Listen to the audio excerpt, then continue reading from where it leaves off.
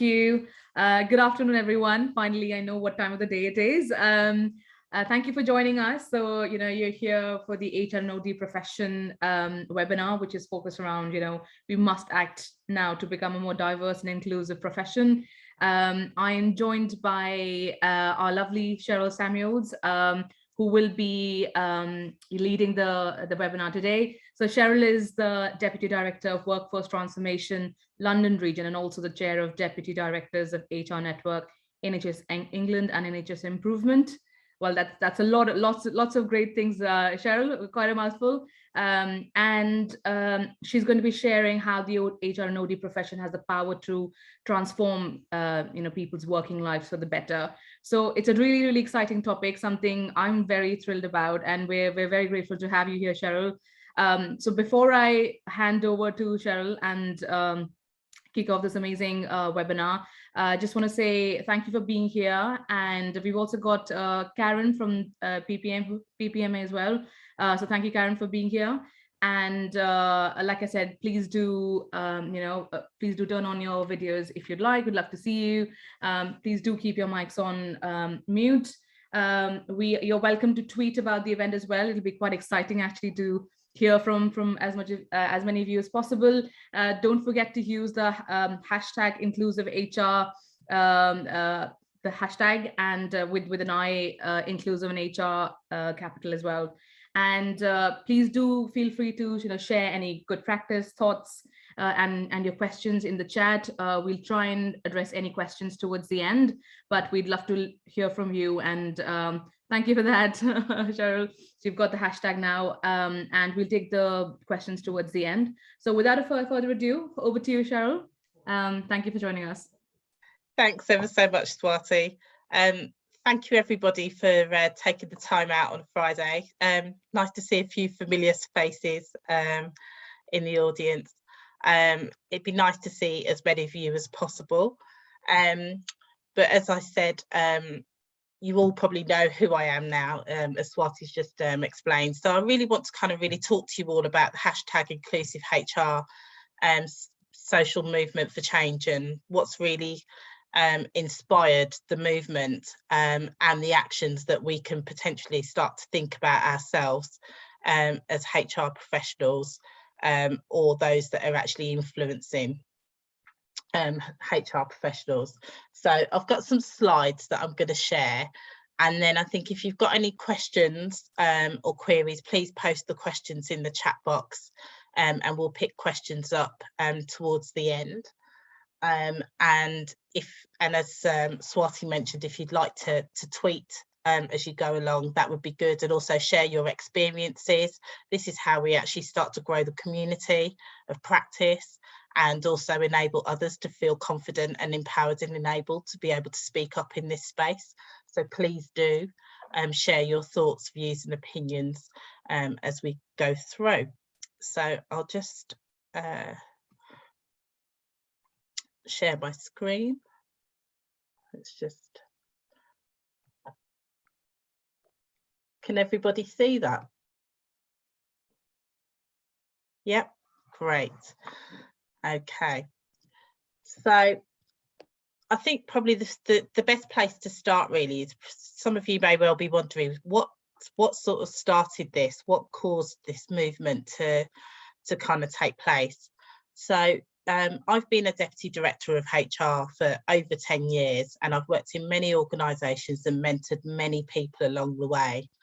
And over the last few years, I've mentored some people who have really had some really awful experiences along the way in terms of their experience within their organisations. And naturally, as a Deputy Director of HR, I mentor HR staff at various levels in different organisations. And some experiences, I've really started to note the experience and the impact the experience is actually having on those individuals. And I guess realising that it's actually really starting to affect the health and well-being of our Black, Asian and minority ethnic staff within the HR environment. I was like, we have to do something more so that we can really create that sense of hope.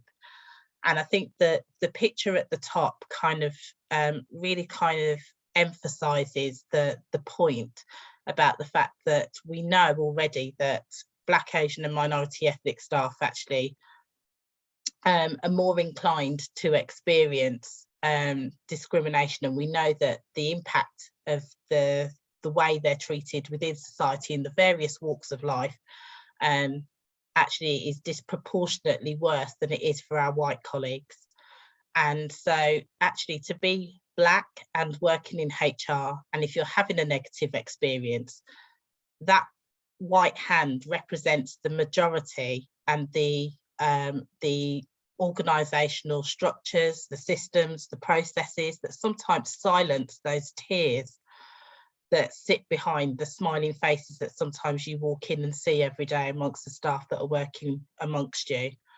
And actually what we really need to do is actually try and create that sense of hope, but have that backpack of hope and try and lighten the load, because at the moment some of those people are carrying an awful lot, and a lot of it is unseen because it's things that are experienced by the minority as opposed to the majority.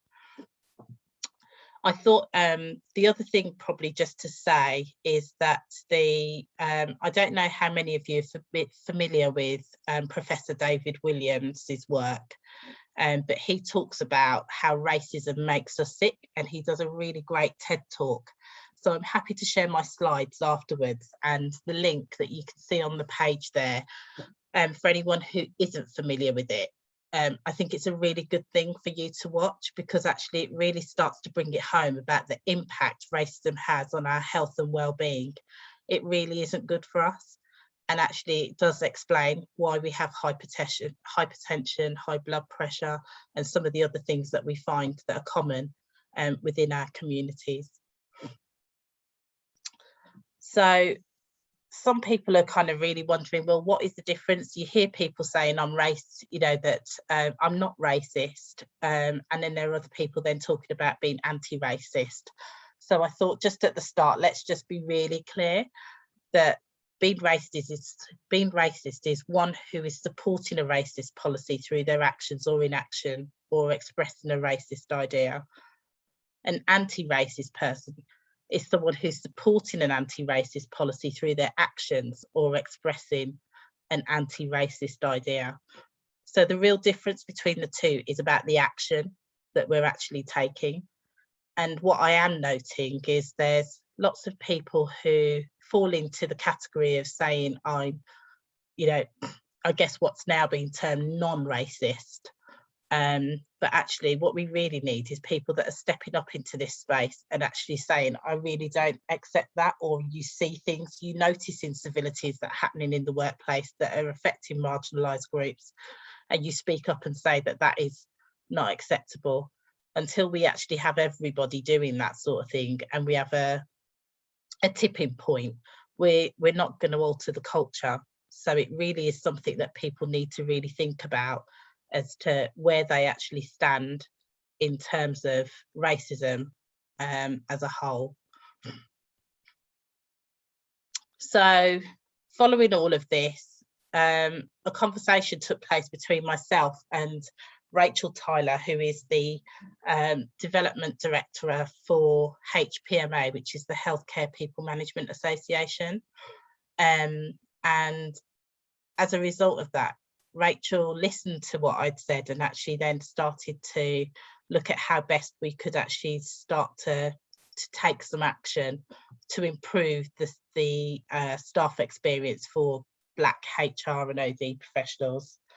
And it started with us starting to do some independent research, but also as part of all of that, I then said we need to actually really get people pledging their commitment in this space. So I made my pledge, which was to be unapologetically authentic in being true to myself and amplifying the voice of those that can't speak, and to ensure that they are heard and represented, and that in essence, I want everyone to be able to realise their full potential. It shouldn't be that it is just for some and not all. Everybody should have the opportunity to do so, and I'm quite passionate about that.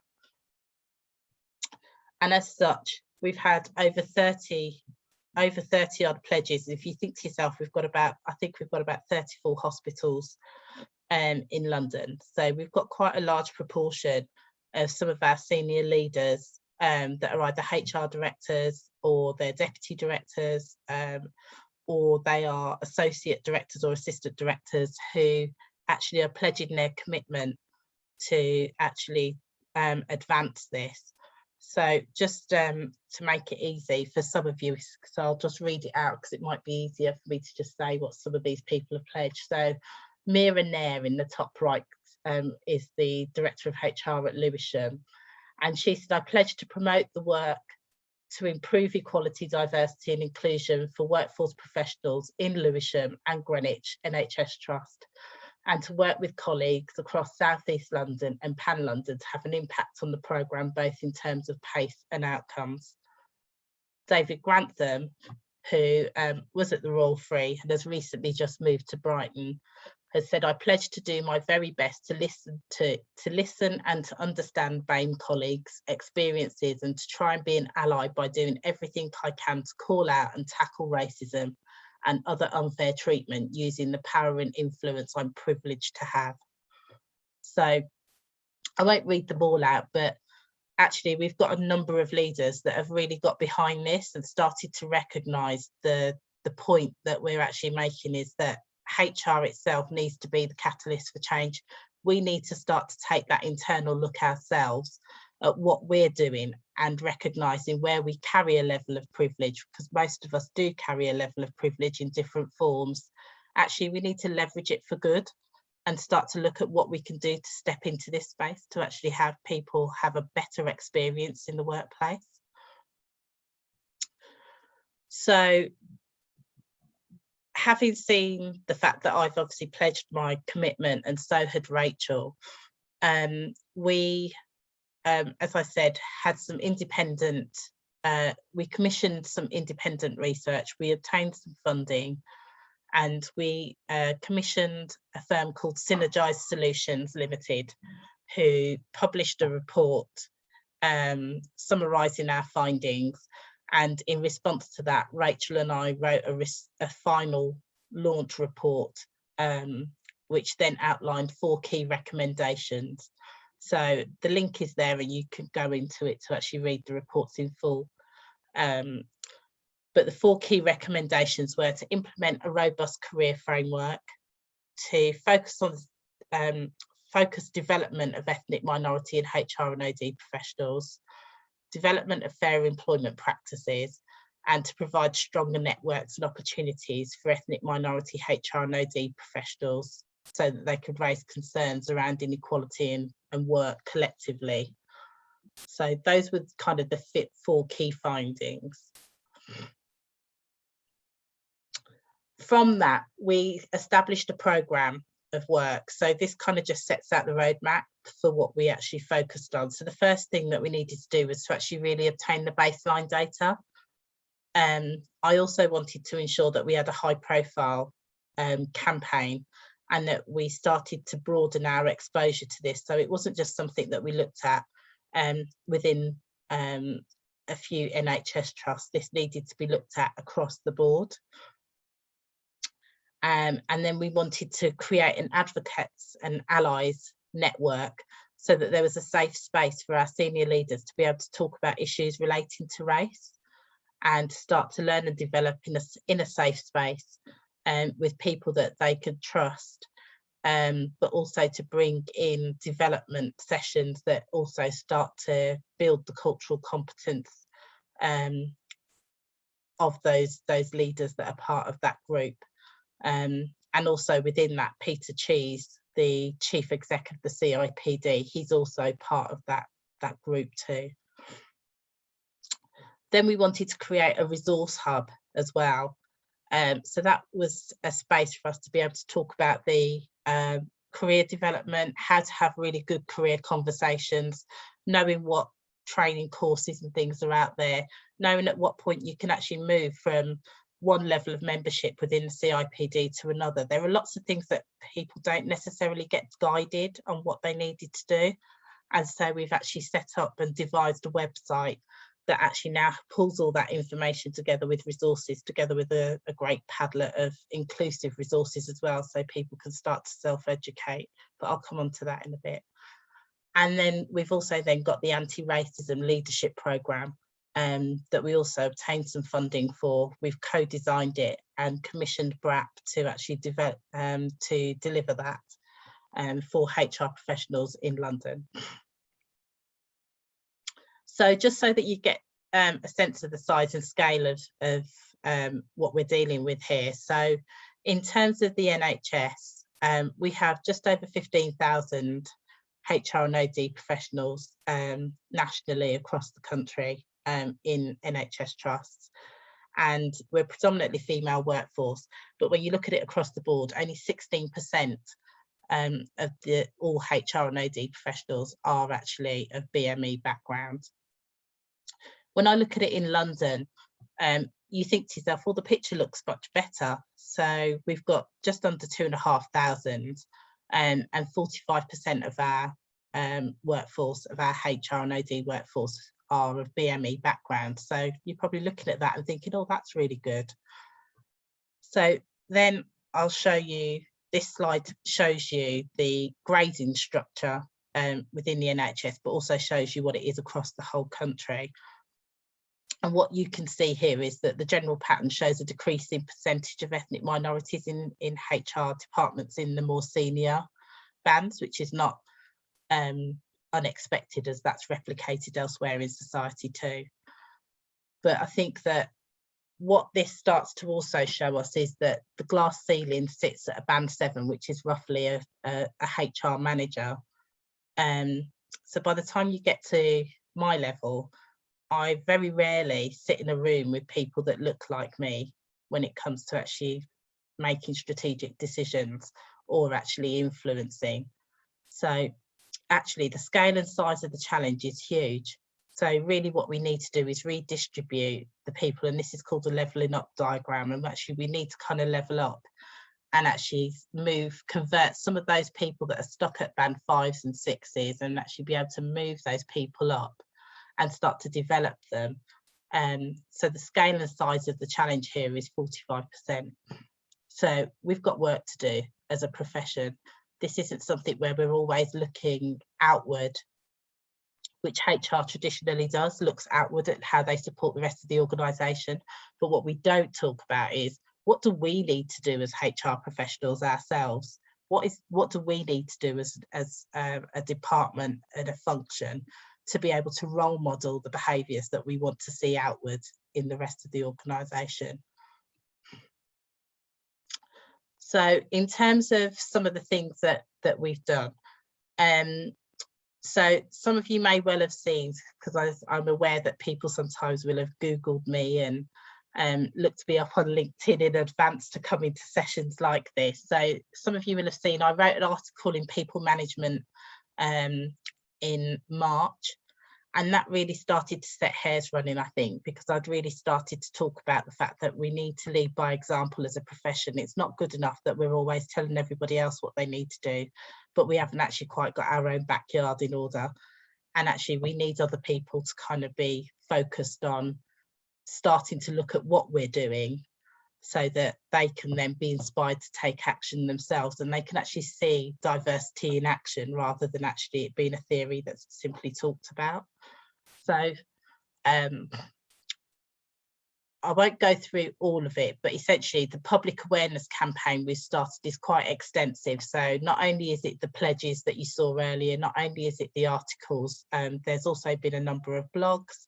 I also have a section in the national HPMA newsletter that goes out, which is available online, which anybody can look at.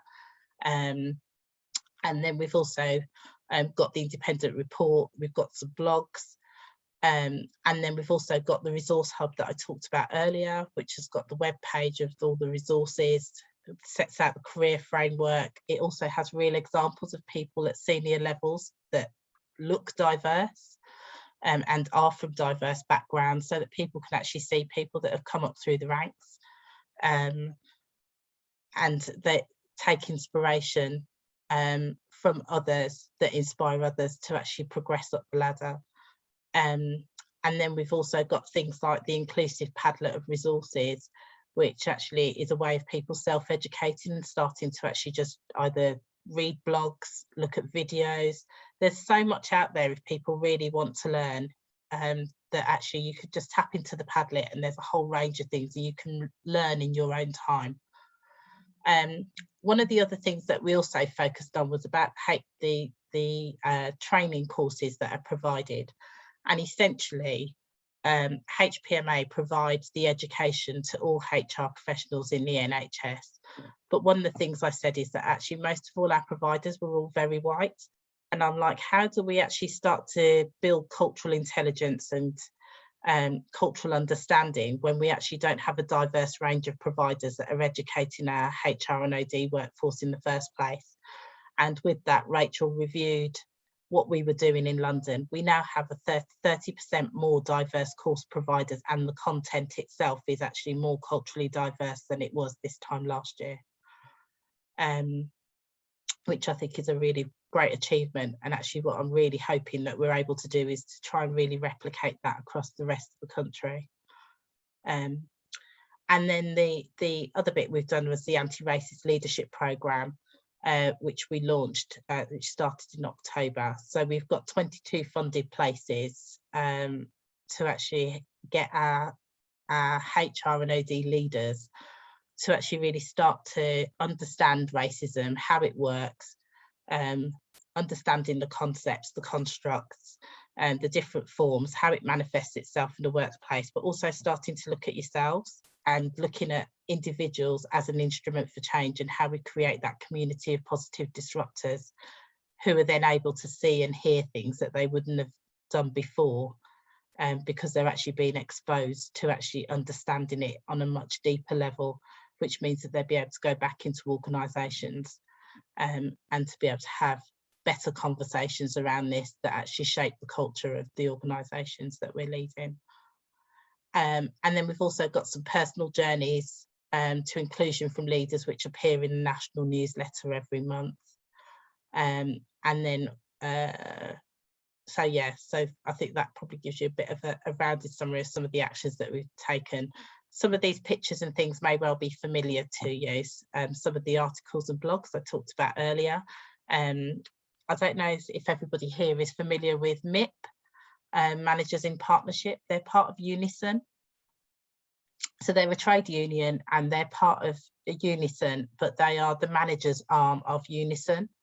And so they interviewed me last year as part of the Black History Month last year to ask me whether I'd do an article for them. And so you can Google it, but essentially there's an article there about, you know, being your authentic self. Dean is the president of the HPMA, and we've written an article about what it feels like to move from exclusion to inclusion, and starting to think about what some of the actions are that we need to take as leaders and HR departments in this space. And then I think the bubble in the centre is, that looks like the article that I was asked to write a blog for the public sector conference that took place earlier this year. Unfortunately, I was unable to attend it, so they asked me if I'd write a blog ahead of it, which they promoted. And in that, I was really just calling for the whole of the public sector HR departments to actually really start to take action in this space. So why am I doing all of this? Because we want to create that greater sense of belonging. We want that fairness to exist within our departments. We also want that visibility of opportunity to be seen for all. And I think we need to be more transparent, more open, and as a profession, we really need to lead by example. And the biggest ambassadors that we can have that can champion EDI is HR and OD. And if the people that sit in the most marginalised sections of society that are employed within our HR departments, if those are the very people that are out there saying, do you know what, I work in a fantastic organisation, I'm led by a fantastic HR team, and actually I feel like I have equal opportunity just as much as the next person, that is the biggest accolade that we could have.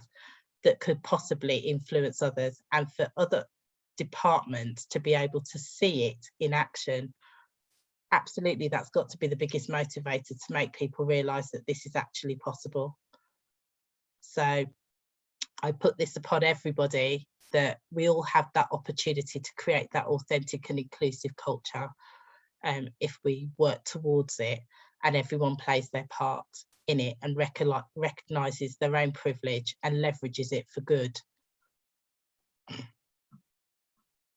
So I guess I talked about the anti-racist leadership programme, which has been amazing to see that whole programme come into being. So it's going to be a 12-month programme. It started in October, and it's led by BRAP, which is an independent organisation, and it starts to really look at individuals, helps individuals to look at themselves as instruments for change, and starting to really understand what racism is, how it actually manifests itself, and also looking at who benefits from racism,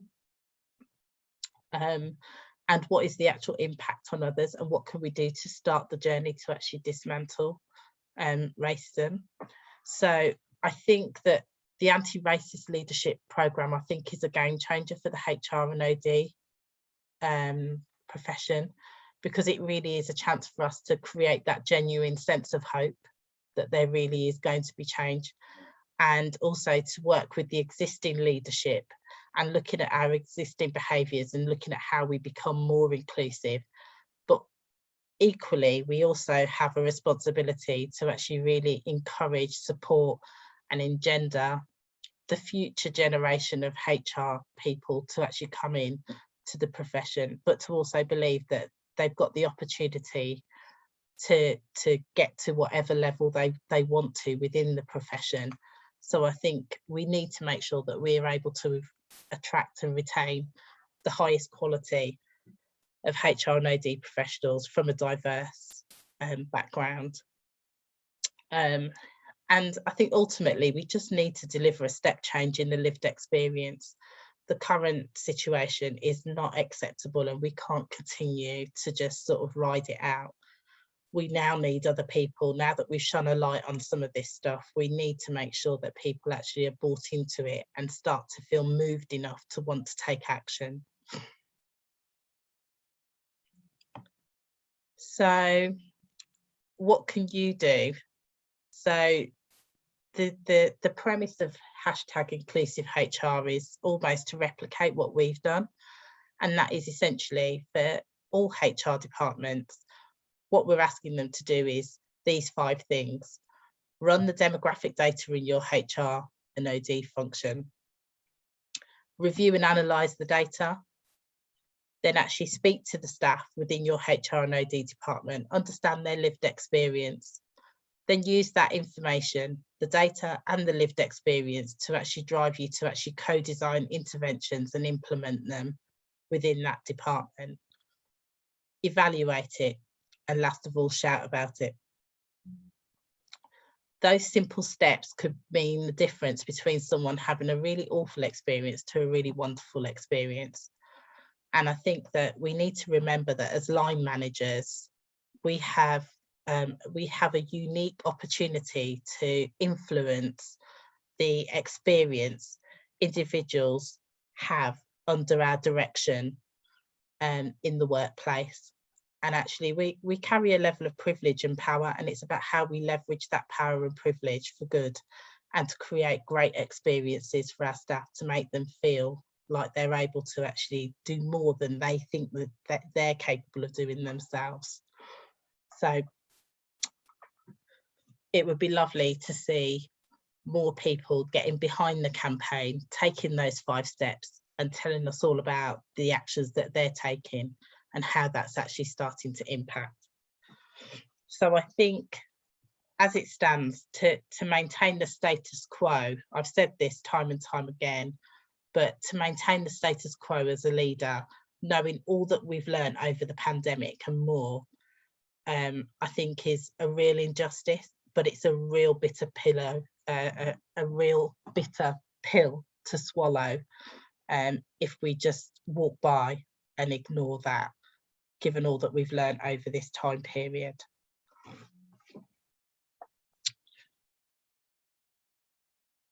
So I think probably the last thing to say is, join the social movement for change today. Tell us what you're doing, what you're intending to do, start the dialogue, because actually there's more people that are wanting to sometimes talk about this but don't feel like they're confident enough to do so. The more people start to talk about it, the more we start to normalise it, the more people feel comfortable to actually be talking about it. We've got to get beyond the fear, we've got to push beyond the fear, and we've got to do better. Thank you. Thank you, Cheryl. That was absolutely amazing. I think we'll all like to give you a round of applause just for what you've shared. It's been incredible, and I think really thought-provoking for all of us. I can probably talk for a lot of colleagues who are here today. I think there's such important points that you've raised around, us looking inwards. We always look outwards and we think about what we can do for others, but we don't really think about what our profession needs. And if we are, we clearly need to role model this if we are the ones actually in charge of, absolutely implementing that for the rest of the organization. So we definitely need to role model it. I know we've got a few questions. I had one question, if you don't mind me asking, just kick it off. What I'm realizing, and I think what you said about the glass ceiling is absolutely true. And I think the more we interact with people, we realize there's a certain level where you can get to, because the stats you shared are absolutely, representative of how we are probably as a wider public sector. And, when you look around, you see a lot of BAME staff within, your teams, but as you go up, you don't really see many, senior leaders. And I think some people are recognizing that, but instead of trying to increase the number of people, what I'm seeing happen is we are getting people from outside to make up those numbers, which is great to, increase your sort of representation at the senior level. But what's probably also an effect of that is that you're just recycling the same people. You're not really increasing the number because you're not internally, supporting your BME staff to get to that level. And what's happening is, people at that level are at that level, but the pool of people that we actually want to increase isn't increasing. And I'm wondering if you've come across that, or any of our other sort of attendees have come across that. I don't know if you've faced and if you've done any steps to actually change that or do anything to improve that.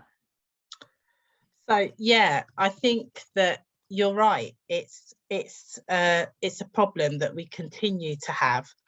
And I think that we have to start with ourselves, and we have to be open and honest about where we actually stand, and really speaking to our staff to actually understand the experience. I think that there's a lot of HR departments and some of our leaders who are in denial in wanting to not necessarily broach the subject and not necessarily want to talk to their staff in any great depth about any of this. It's almost like a nervousness to want to sort of like turn the stones and see what's underneath.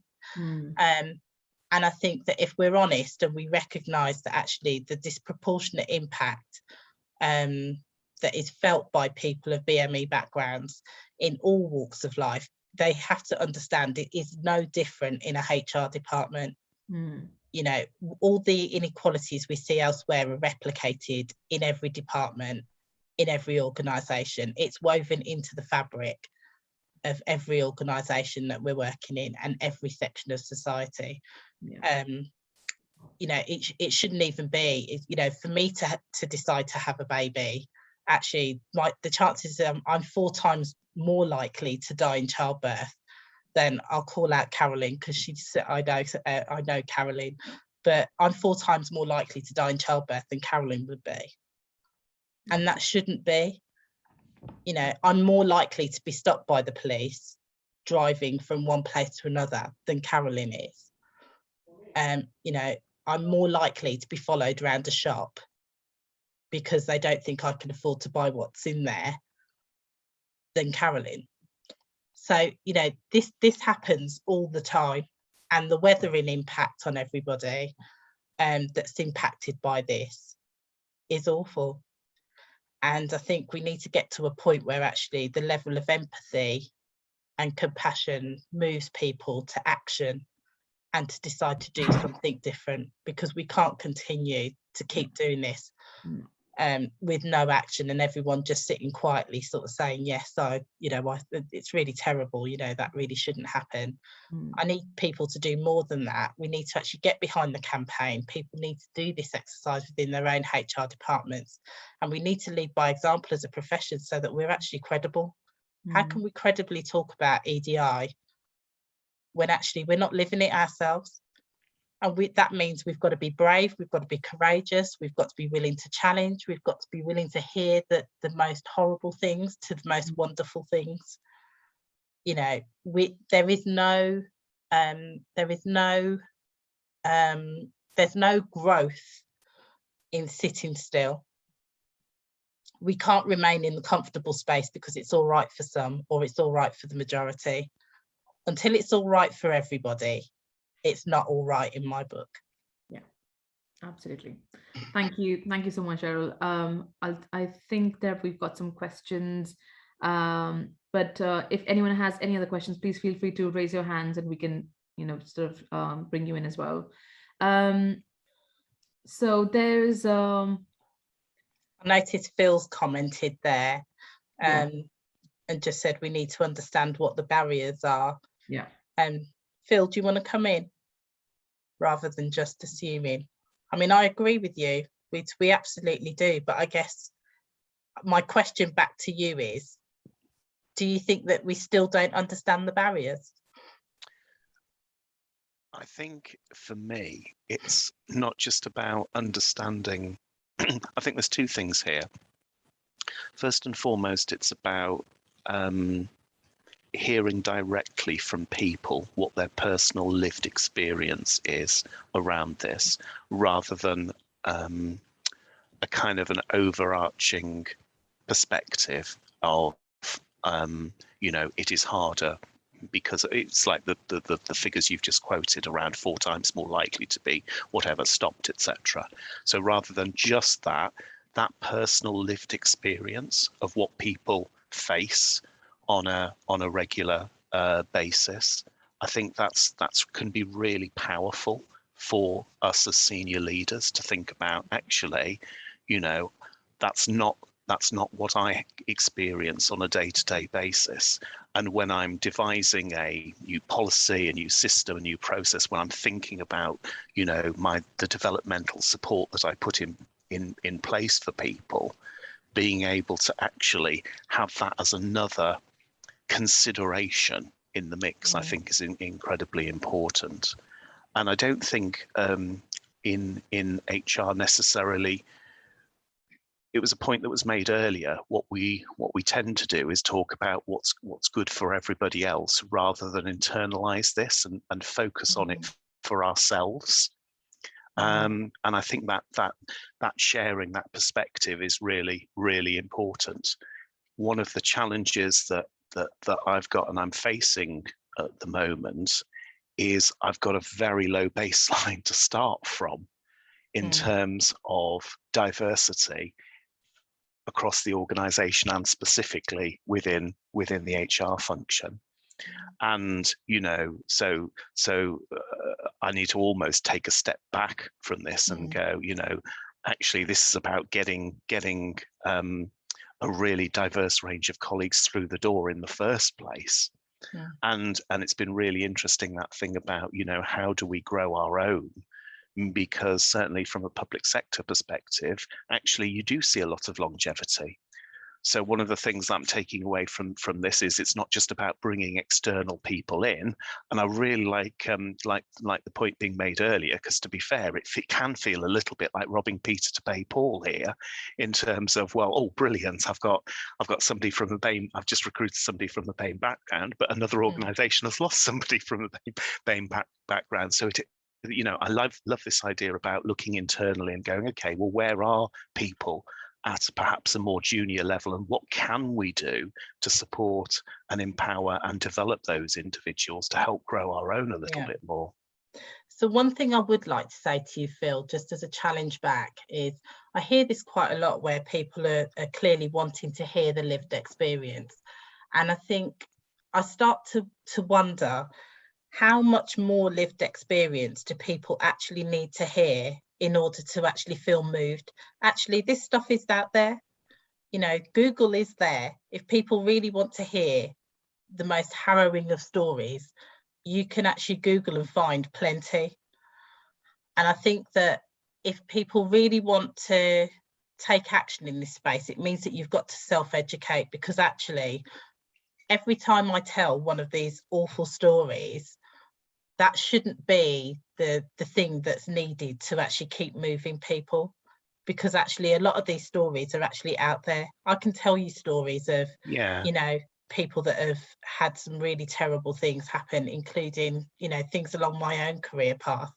But actually, I don't think we need to be careful, as Caroline's put in the chat box, about this whole re-traumatizing and re-triggering, just simply because others want to hear the stories, because the information's already out there. Yeah, I think that's a fair challenge, and I wonder whether actually it's about not just using or re-traumatizing through the storytelling within our own people, but actually using the opportunity to share the existing evidence and the existing stories.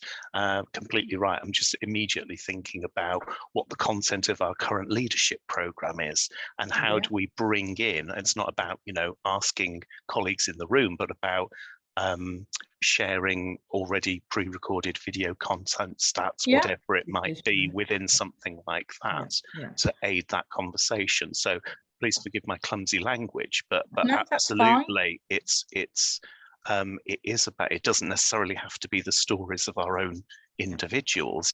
It can be about stuff that's already in existence, just to really kind of trigger some stuff around, I think it's the breadth of the roles and experience within the organization as well, about, you know, piquing people's thought processes around, oh, I'd never thought of this in the context of policy and planning, or do you know what I mean? Just the very specifics of the roles that exist within a large organization. But that's why I think it's really key that if we just start that basic conversation within the HR team itself, and your focus is on actually trying to improve the staff experience for our BAME, HR and OD professionals.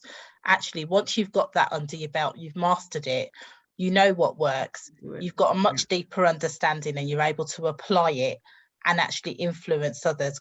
That's at the point that we become most credible as practitioners and leaders in order to move this forward. Yeah. Cheryl, I'm just conscious of time because we've gone 2 minutes over. I'm loving the conversation. I think there's so much rich sort of emotions and thoughts and ideas here, and definitely want to take it longer.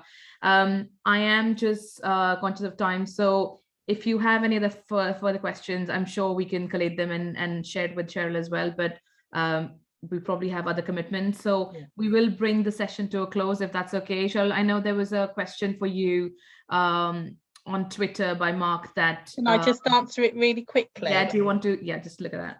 So the question that was posed on Twitter was about the fact that we've had the Equal Pay Act since 1970, and how much have we actually really learned as a result of this.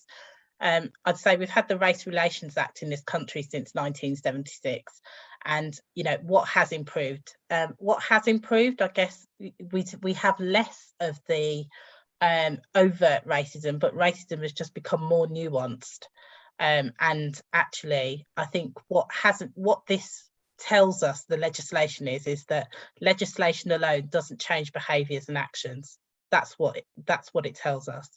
Actually, the opportunity to actually really change and make the change is with everybody that's here and the wider society. That's our opportunity. And for as much as we've got the opportunity to change, we need to grasp it whilst we can. Absolutely. And the time is now. Absolutely. Thank you, Cheryl. Couldn't agree more. And I think it's about, we will have all these processes and procedures and laws, but unless people change, unless people have an intention to make changes, nothing's going to change, or, there'll be people just paying lip service. So thank you so much for that insightful session. I'm sure we've all had a really good time, and thank you so much for being here. Thank you all for your patience and your lovely comments and questions. If you're a PPMA member, we will, like I said, we've recorded the session, so we'll send you a link in the monthly newsletter. But thank you all, and hope you have a lovely rest of the afternoon. Thank you, everyone. Thank you, Cheryl.